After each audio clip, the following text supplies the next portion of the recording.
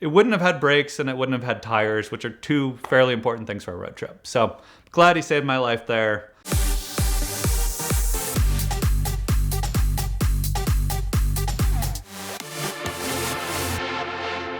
For most car enthusiasts, your first car is special. It doesn't really matter if the car itself was any good. In fact, it was probably a total hoopty.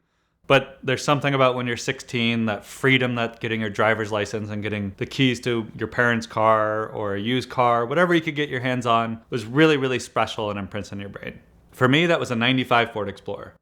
And mine was red, it had silver two-tone. I put subwoofers in it and did the idiot things that a 16-year-old does with their car. I think I wrecked it 3 times between sophomore year and senior year. But I love that car. It was seminal to my life. Everyone knew me by that car, including because my subwoofers would set off their car alarms. So that car was always special, but the quintessential Explorer was the Saleen XP8, which was Steve Saleen, who was famous for now the S7, but at the time mostly Mustangs. He was sort of the big tuner in time. He also had a race team with Tim Allen in the Home Improvement show. Really, really cool. If you were in the 90s, if you know kind of thing. But they did some Explorers, not many. The registry shows under 100 were made of the 300 or so planned. I think it added 20 or 30 grand. And that was in 90s money. So, I mean, it basically, and this was before like luxury SUVs had really been, like the RX 300 hadn't come out, the ML 320 hadn't come out. The only luxury SUVs were really like the Range Rover, maybe the Land Cruiser, but there wasn't like a thing people did. So asking 70, 80 grand for a Ford Explorer at the time, which would be like asking mid 100s now, was just a non-starter for people, no matter how cool it was. And people are like, if I want to go fast, I'm going to buy a Mustang. I'm not going to buy a Saleen Explorer. But the people that did buy it, I think largely used it as like a tow rig, and it would be as cool as you could get for a tow rig. Like, just imagine your race car behind a Saleen Explorer. So they looked ridiculous. Like full body kit, magnesium wheels, just like Saleen was written on basically every panel they could. You would see it and you'd be like, holy crap, what is that, other than it says it all over it. So I know it's a Saleen, but like, what on earth is this thing doing here? So I had always wanted one. Growing up in a small town in Ohio, I'd literally never seen one, but I knew they existed. I'd seen them on Motor Trend and the like. And I sort of filed that away, went off to college, fell in love, did all the things you do. And about 15 years later, Mark Zuckerberg invented Facebook Marketplace, and the algorithm had been just fine-tuned enough to somehow know that a Saleen Explorer would be right up my alley. And I see it show up about an hour away, and it was in very, very bad shape. It had been non-operable for 3 years, and it was parked next to a water sprinkler. So there's just like hard water deposits for 3 years, and then it's in the desert of California. So the paint had completely peeled off the rear bumper and several other panels. It was missing all sorts of things. It had racing seats in it that were like, you could see like the grease and oil coming through it. Like, it was just as bad as it could get. I called him up and I said, hey, I'm interested in your absolutely terrible Saleen Explorer. I'm happy to give you what it's worth, which is $2,000. He was asking teens, I want to say. And so we met smack dab in the middle at 9 grand. I said, great, I'll find a way out there. It's only an hour or two away. He goes, I don't think you'd want to drive it that far. I'm not sure it would make it. Oh, okay. It would have been nice to know before we discussed the price, but he's like, tell you what, I'll deliver it to you for free, just to get it out of my house. I'm like, oh God. All right, that's not a good sign. However, free delivery, sure, I'll take it. He shows up. I could quickly determine why he didn't think it was a good idea to drive it 2 hours. The tires were dry rotted. The brakes were leaking brake fluid. And I later found out that actually one caliper was just completely disconnected. The brake line had basically rusted out. So it wouldn't have had brakes and it wouldn't have had tires, which are two fairly important things for a road trip. So glad he saved my life there. Got all the extra parts, and he came with like a trunk full of parts. He was an enthusiast. He had 3 or 4 other Explorers, and began a process and a labor of love. Car guys are usually known in the neighborhood, right? Everyone's like, oh, that's a kind of weird guy who's always got cars coming and going. This one got more looks than anything else. They're just like, what on earth is that white thing with white wheels and the Saleen printed all over it? And I was just absolutely obsessed. I took it to my detailer who had all the bumpers refinished. I think we spent $4 grand on paint and body work basically to get it up there.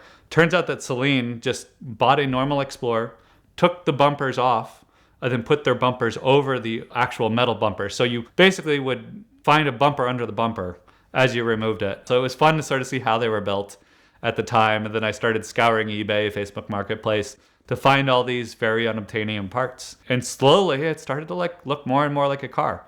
It was supercharged, so I found places that just worked on Mustang 5.0 engines, and they got all the quirks worked out where it actually ran pretty nicely.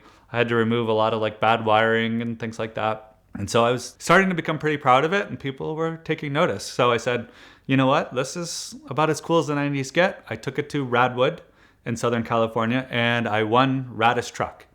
And I thought, all right, this is how we go out. I was so pleased with that. I had it for 2 years, and that's when we decided to sell it. So I let Doug know. Doug actually really enjoyed the car and said, love to do a video. That video did 1 million views. And no joke, all the comments were what I'd been hearing the last 2 years.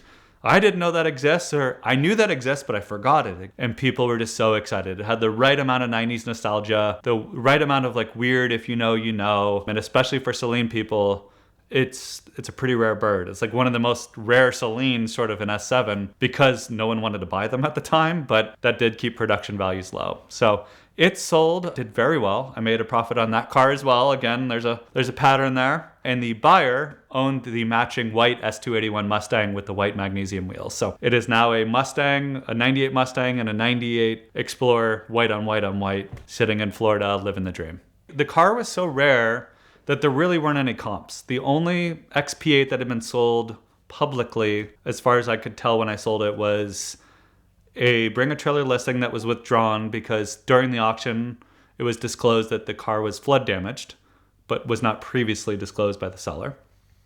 And then there was one at, I want to say a Mecum or something like that, but it was a black one, non-supercharged, not really an apples to apples comparison. And then the traditional auction houses have a much higher buyer premium, so sort of hard to compare, but it was in the mid-teens. So I figured anything over 10 grand, if I bought it for 9, was winning, but I didn't know what to expect from there. And it went all the way up to 22, which was the new high record for the XP8.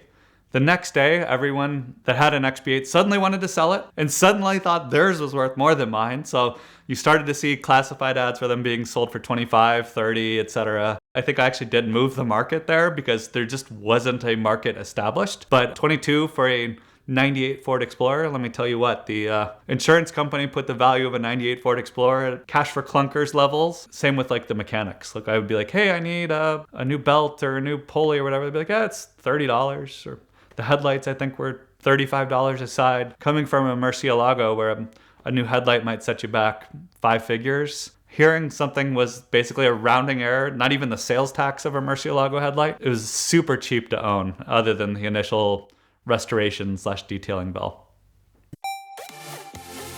Have you ever gotten an automated speeding ticket either from a fixed position camera or a school zone? In the US, that's less common than it is in Europe, and most of the time when you get the notification, they'll tell you that it's just about the payment, that they're not going to report anything. As long as you pay your speeding ticket, you won't have any points on your license or any additional risks. But did you know that those are some of the easiest tickets of all to fight and beat, especially with a partner like the Ticket Clinic? In Florida so far, they are 500-0. They've never lost fighting one of these tickets. So not only can they get them totally thrown out, but they can save you a ton of money. So check them out now at the link in the description below. You can actually just take a picture of your ticket, no matter when it comes in the mail or how you're issued a ticket, and text that picture to 305-305, and that'll get them on the case immediately. They'll let you know exactly what the proper course of action is and what their strategies are for every local municipality or jurisdiction to get your ticket dealt with. And of course, for regular tickets, for speeding tickets and things like that, the Ticket Clinic is your perfect partner to fight every one.